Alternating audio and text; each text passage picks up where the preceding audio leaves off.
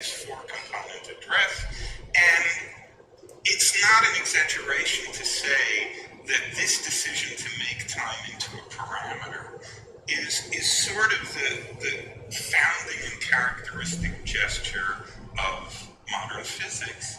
It's the gesture in virtue of which modern physics can become a quantitative, mathematized theory, and it's an event that in certain philosophical traditions is thought to be the point at which physics systematically cut itself off from even the structural possibility of ever getting at what certain people thought was really the interesting essence of time, whatever it is we refer to when we use words like flow or passage or change or something like that. So that's one thing that happened. Another thing that happened, this is late in the 19th century, and it's associated especially with Ernst Mach, who was a Viennese philosopher and physicist. Mach asked himself, okay, what's something like Newtonian mechanics supposed to be about? Well, it's supposed to tell us about how material bodies move. What do we mean by saying how material bodies move? Well, how they change their spatial positions as time goes on, as the time parameter increases. What does that mean? It's some kind of claim about correlations between the positions of material bodies and what time it is. And then Mach asks himself, good, and this is supposed to be a theory which we're able to empirically test and confirm. I take it the way you test that is, you look at the material, you look at the positions of the material bodies, and you look at what time it is. And Mach says, I'm not sure I understand that second thing. What kind of access do we have exactly to what time it is? Mach imagines himself in conversation with somebody who says, well, what are you talking about? We have clocks. We have measuring devices for time. That's how we know what time it is. And Mach says, well, I'm not sure what you mean by clock. You don't mean a broken clock or a bad clock or something like that. The guy says, no, of course I don't mean that. I mean a good clock. Mach says, what do you mean by a good clock? The guy says, a clock, the positions of whose hands are properly correlated with what time it is. And Mach says, but that's just what I've been saying. We don't have access to, it seems like we would need independent access to what time it is in order to decide what's a good clock and what's not a good clock. So Mach thinks about this very deeply. You mentioned Augustine before. There's a beautiful passage in, I think, chapter 11 of the Confessions where Augustine gets himself incredibly confused about this same question. Mach thinks about this very deeply and ends up saying that if you think carefully, all Newtonian mechanics is about, all Newtonian mechanics could be about, are correlations between the positions of material bodies and the positions of the hands on a system that has a certain kind of structure such that Newtonian mechanics will identify it as a good clock. So in the context of Mach's work, you get this unprecedentedly intimate relationship between time and the operations of clocks, a relationship that's not well captured by thinking of clocks as a measuring device for time, okay? There's really some sense in which all you mean by what time it is the positions of the hands on a device with a certain structure, and it was this insight of Mach that was terribly important to Einstein in formulating the special theory. This was an insight that went beyond Newton. Yes, very much went beyond Newton. He was dealing in the context of Newtonian mechanics because that's what they had then. But yes, very much beyond that. As we'll see when we talk about special relativity, this kind of intimate association between what it says on a clock and what time it is turns out to be crucial to the way Einstein thought himself through special relativity. And VJ, it's your job to tell us in 2 minutes, or less, how simultaneity breaks down in special relativity, how observers in relative motion have different senses of time. Right. So special relativity is this really somewhat phantasmagorical system where the perception to the world of stationary observers and moving observers can be very different. In particular, moving clocks is supposed to run slow compared to stationary clocks. Now,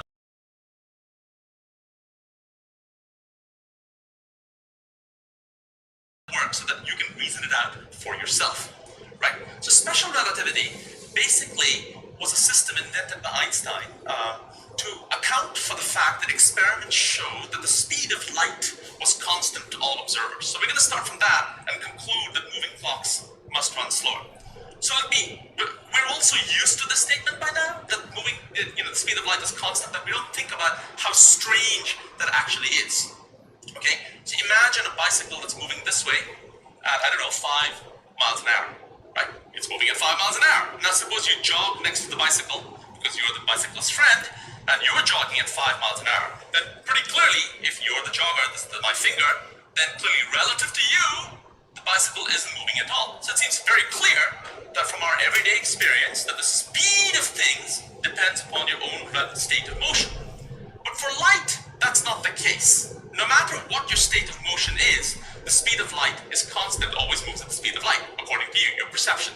And from that, you can actually conclude that moving clocks must run slower. And we're going to just show that to you completely explicitly. Here, we have a special kind of clock. It's called a light clock.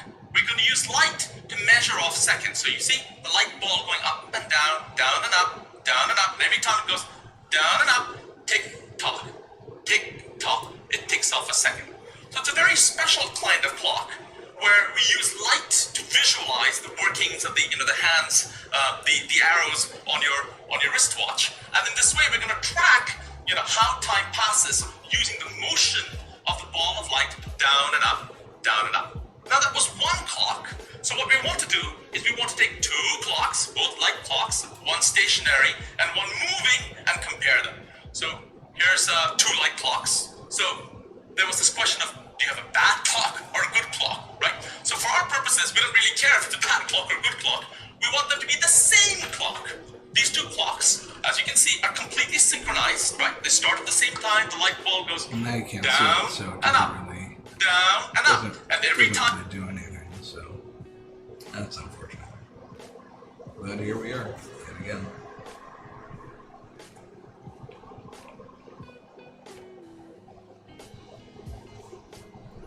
I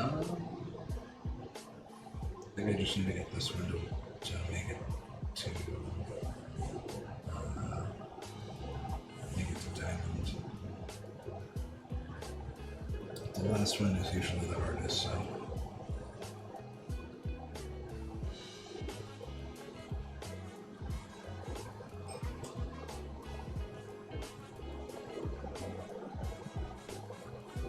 Ramp is where it needs to be. Hopefully I draw a swamp or something like it. Yikes. No! Two of my best cards right there. No, I think I have three Asikas. Let me just double check on that. That's some Jaces in there.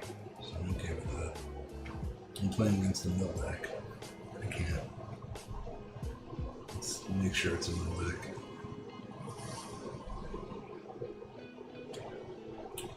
So you discover counter target spell. Make sure, yeah. Counter target spell. Draw 3 cards. Just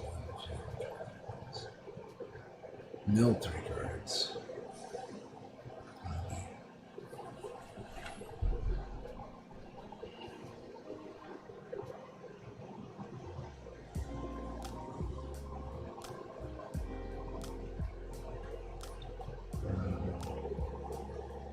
That I'm not sure about, but land party going, we can get Luca out. I haven't played Luca ever. Infernal Grasp is here.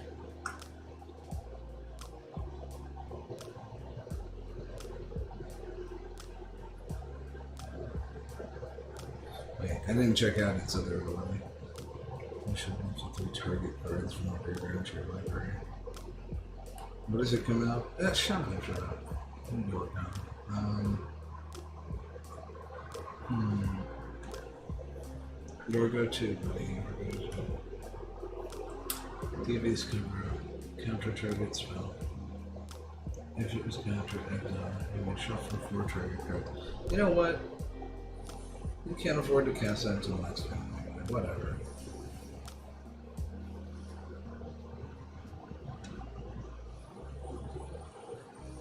There goes your crab.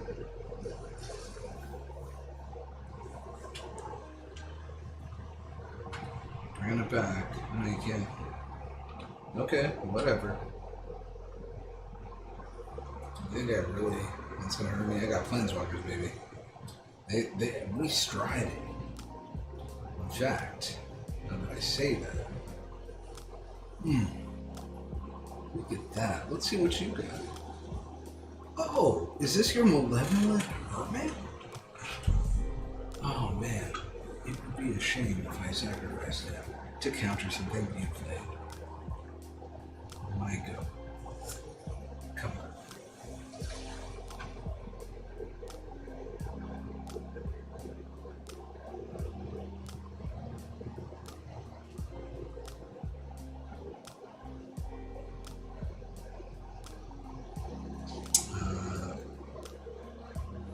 Yes, I understand.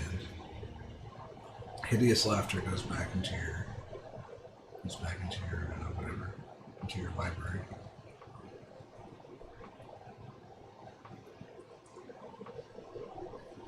Let's check the grab. Well, not Hideous Laughter. I would think Hideous Laughter every time. Alright. That's a shame. Oh, baby.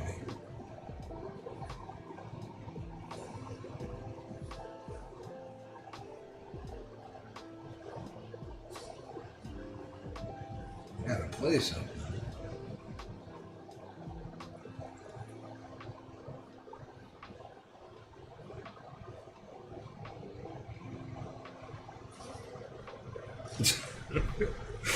There you go. I dropped a thinking for you.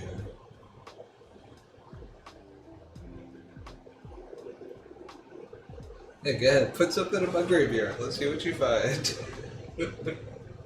World Tree. That would be the worst one. Don't you see I have one of those? Oh my god.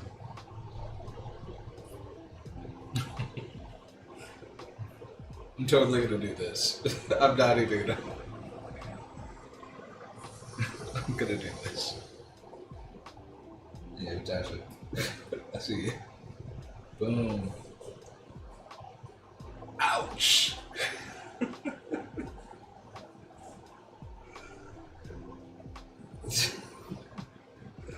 Oh my god. Yep. Spamming me with Yorgo? Like, come on, not nice. Wasn't as cool when I did it.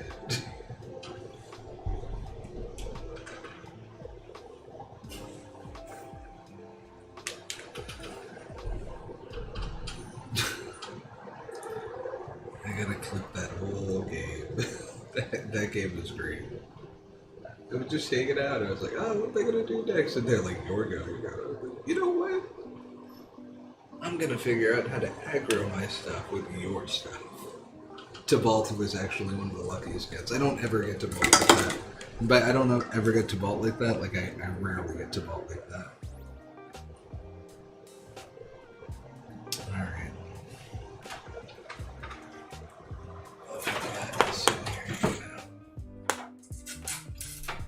She is at the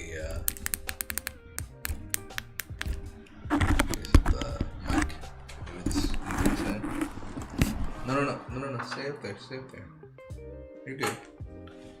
If you purr or something, or trill, or do something cool, we can hear you. Alright. That game was great. Just satisfyingly great.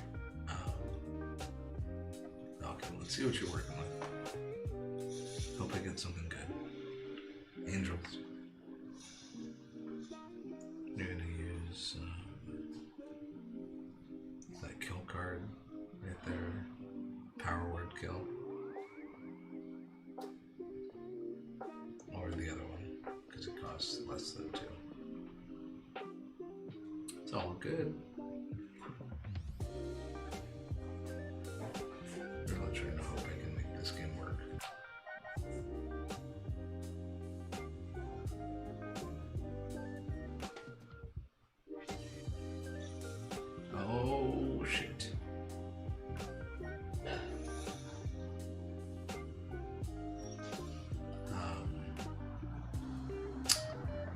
Rowan is a fine choice for me.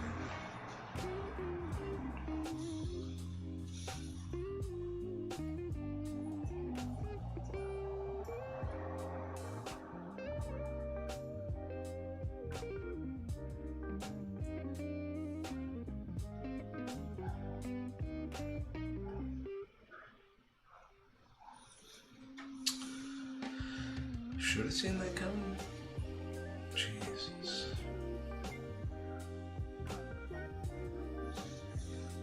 I'm gonna put a seek out, but I know it could die.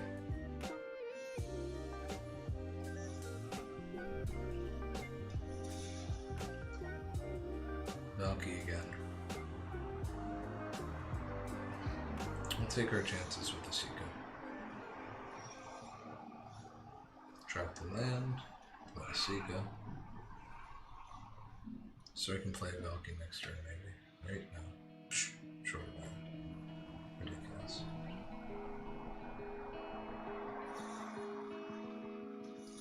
Yeah.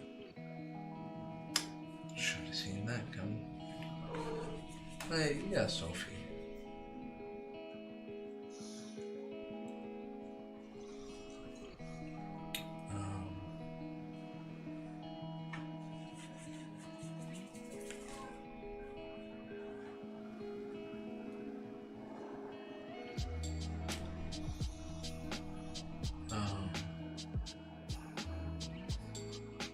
That's not going to do anything. This is going to do something. It's going to hurt me a lot. That's what it'll do. Could use Valky to steal something. Okay.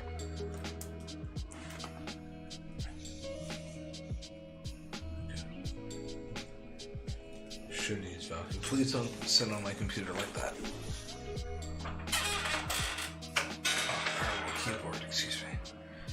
Very nice to see you get closer, but I can't sit on the keyboard. All buttons pushed. Make it explode, little kitty. Okay. I still get to see your hand. That's kind of the point. What else you got? Oh, great. Perfect. I have nothing either. And when I do, you'll be able to stop me, so it's fantastic.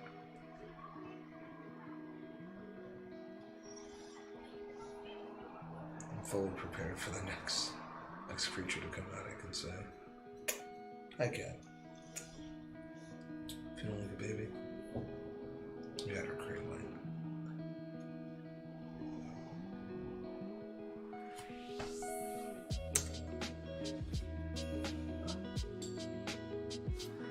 Entering.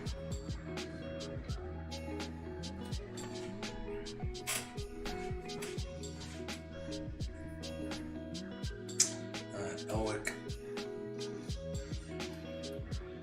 We're venturing, baby. Big one. Mad Mage.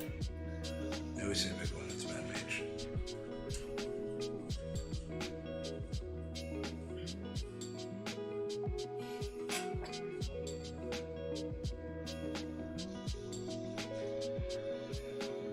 Oh, you have a Planeswalker too. Holy shit. What will I do? What will I do?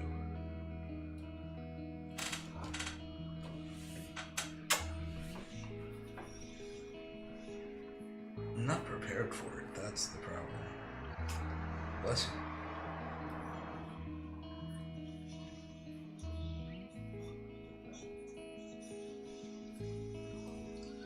Yes, Kaya.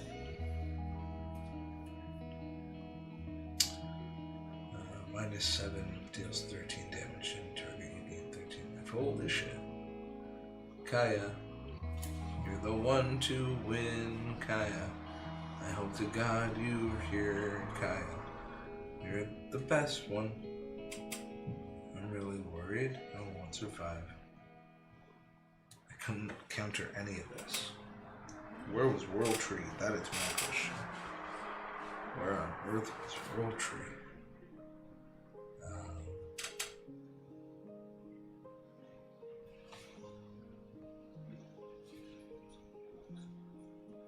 Fall.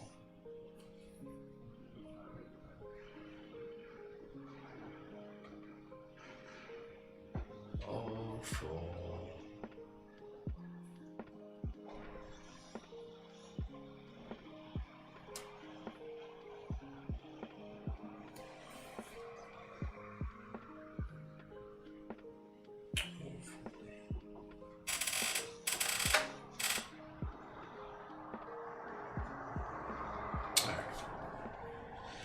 Guy's gonna do work.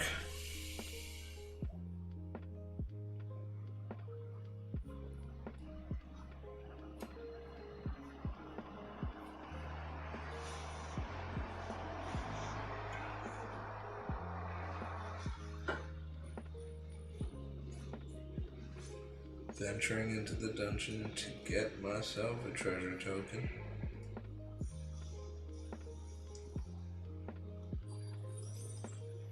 And then I'm just gonna make you cast it again.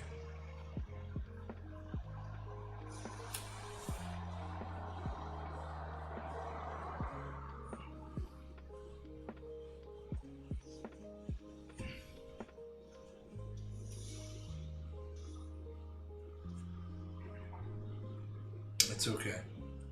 Everything's okay. They won't swing for 14. There's no way. Yikes. There's a very close way. It's very tempting. That's okay. Elwick doesn't need to be alive for this to work out. The only question is... Oh, Theseus. Alexa. Go! Go get her! She's great. She's fantastic. Can't cast Prismatic Bridge. This thing is a 3/3. It's gonna kill me. One thing at a time. Infernal Grasp on this bad boy. And then we're gonna do either a Sea Gut. I can't do. You know what? We'll just feed the swarm. Right? We'll take the risk. We'll feed the swarm.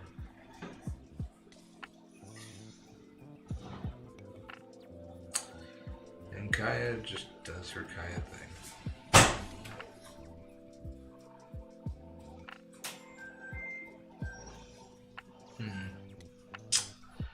I can actually put this on this.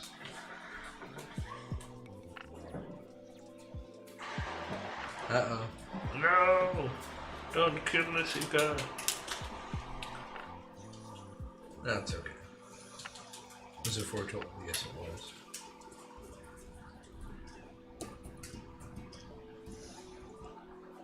Oof. Big advantages on the way. And I still can't counter. Put it out there. Nothing here too, that's all you.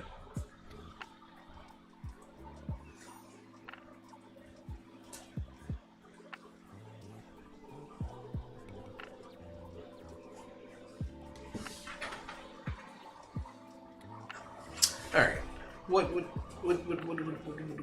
What is going on here? Shit. I have a solution. I have a solution. He has a solution. I have a solution. Things are all cleared up now. Who knows where I've been to about? Kaya's going to make Elysian curtain great. We're going to have a ball and attack next turn. I don't know. That was... It's got to be pretty rough that I was prepared. That's okay. This is what it's about. You more plans than me, I bet. Ah! That's pretty great. Attack for 2! Let's get him! Ah, fudge! Westgate Regent. Yes, I'm sure. I won't waste I won't waste a minute on that. But Might figure out that I have all blue cards in my hand. The tide has turned briefly. The tide has turned briefly. Hold on to the land to see what happens next. Oh dear Lord. This is the biggest gamble of the game. What in the hell? It's not even fair. Jack of many things for the survival of this game. A 10. I returned something. Okay, let's kill it. Dear God. Bring me down to 3. Last minute. Here we go. Explosions. Dun it. Dun it. Dun it. Dun it. Dun it. Dun it. Dun it. Dun it. Dun it. The dog is dead. Let's go. These two won it. I had a feeling they were gonna carry me, and they did. These two put in the work. I gotta save these 2 past games, and I made it to Diamond on that. There we go. Look at that. Diamond tier 4. Beautiful. Look at that.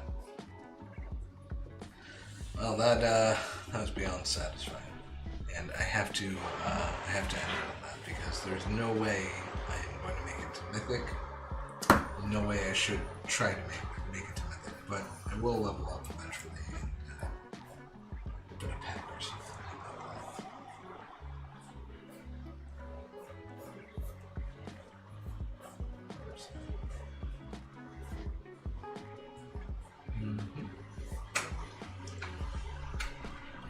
I'll end the stream by going into the store and staying absolutely silent.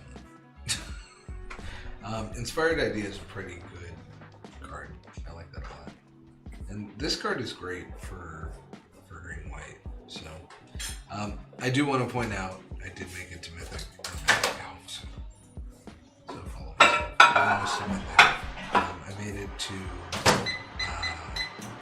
Diamond with a Planeswalker deck. A 5-color Planeswalker deck. It's the first time I've ever done that. My journey from through gold and black. That is a very nice stone. That's going to be my Planeswalker stone. I figured it out. Bunch of Jade Walkers.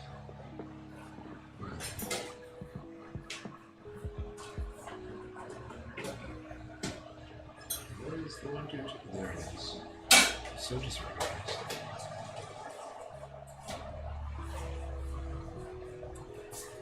Styles here. It's a very heavy style. Oh, nice. And we need to do this.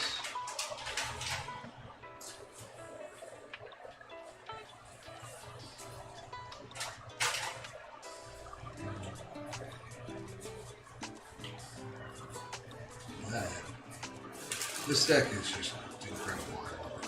Let's just build this. I guess it's black and green. Supported by white. Look at that now. It's seeing all these different things. It's great. 15 Planeswalkers. That's great. Alright. Thank you for watching. It has been fun.